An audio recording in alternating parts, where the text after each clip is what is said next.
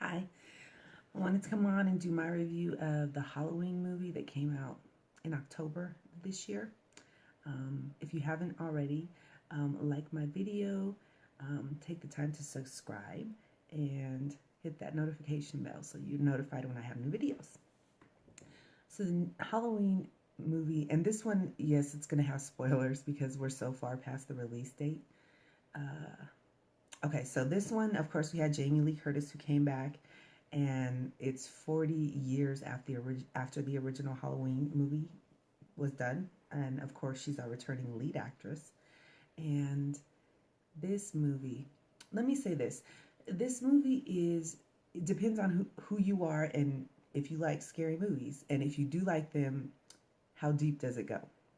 In my house, we're serious scary movie fans. Seriously, like we watched them all, seen them all.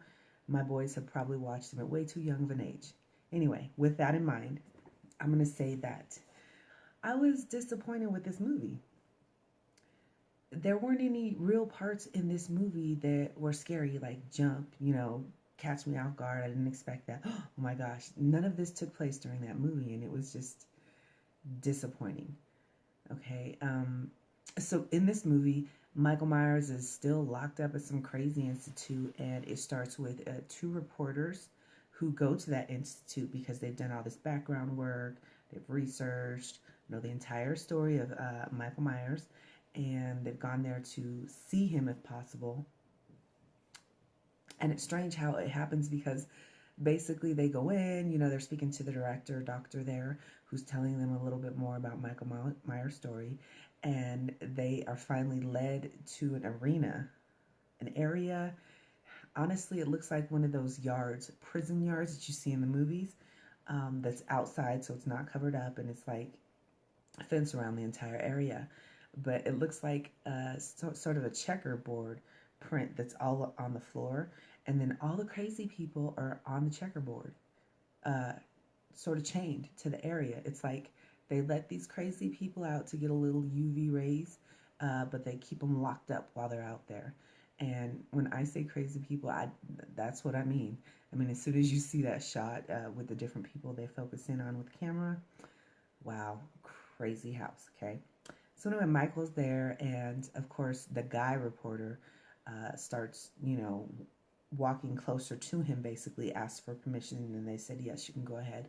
So he's walking over to Michael, and he's trying to get him to talk. And basically, the music that's there leads, Halloween, if nothing else, they kill the music, let me tell you. Not only with their main theme song, but that real energetic music that gets your skin crawling because something crazy is about to pop off. So basically, he's walking towards Michael, trying to get his attention, trying to get him to talk, saying some deep stuff that might resonate with Michael to get a reaction out of him. Unfortunately, it doesn't work. And he's standing behind Michael, talking to him, trying to egg him on to get a response out of him. And when he falls short of getting a response, he digs deep into his bag, and this fool pulls out the Michael Myers mask, the mask that he wears to run around and kill folks. And hello, I mean, you did the background work. You know what he did. You know he wears this mask when he goes to kill people. Why do you have this mask? Why did they allow this mask to be brought into the mental institute where this? Anyway, okay. So this is how the movie starts off. From there, we see that Jamie Lee Curtis, she lives like out in the middle of nowhere, okay? I mean, like some backwoods area where her entire property is secured. I mean, with the security lights, a big fence out at the front. Uh, and inside of her house, she has different security mechanisms that make you feel it's even more so like secure fortress inside the house. And not to mention, throughout the movie, they show her. She's packing. Jamie ain't playing. She's carrying a gun at all times, everywhere she goes. They show her do the aiming, shooting, on her property.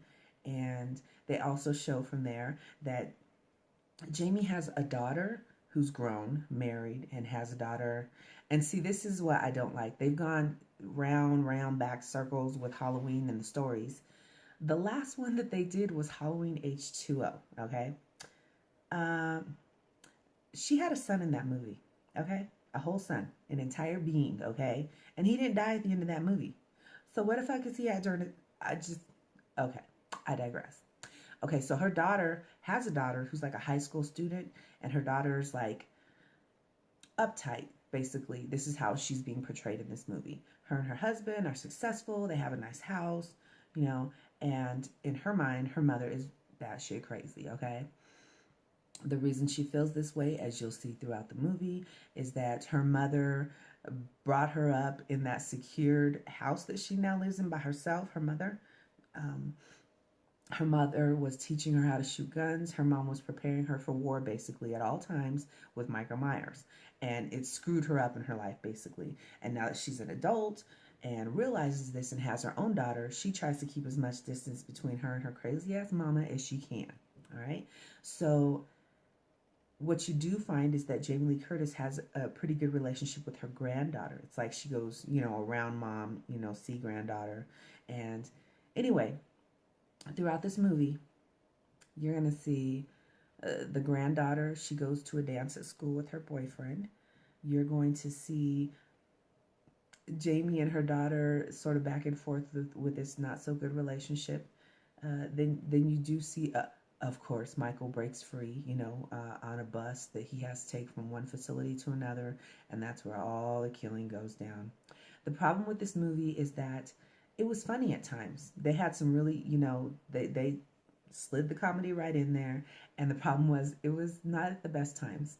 Like literally, there's a part in that movie where the babysitter with the little boy, and I must say that little boy, I don't even know his name.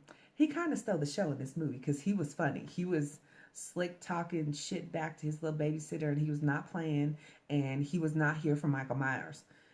He was smart enough to be in tune to know that somebody was in the house, and he was like deuces, you know, when it popped off. He wasn't waiting to try to save nobody. He was out. But the problem was at a time where with the music leading up to those points, it should have been scary for you. You ended up laughing, you know, in a very scary, it just didn't work well. I don't know how else to put that. So I guess if I had to give this movie an actual score, for me, I would say like a 6. I'd give it a 6. But I will also say this too. At the end of this movie, little granddaughter was walking around holding the knife, okay? Jamie Lee Curtis's granddaughter was walking around holding that knife. You know, kind of like Michael did on the very first Halloween when they showed when he was little walking around with that knife. So I believe that because this movie has been so successful, and to each their own, like I said, if you're just that okay with a scary movie and this does it for you, it does it for you. But for your deep scary movie fiends like I am, it's not going to be the best thing.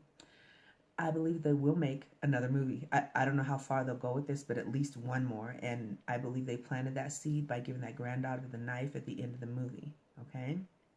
So, if you've seen Halloween, let me know what you think. Let me know if you agree with me. If not, I don't know. Just let me know what you think about this review, okay? Thanks for stopping by.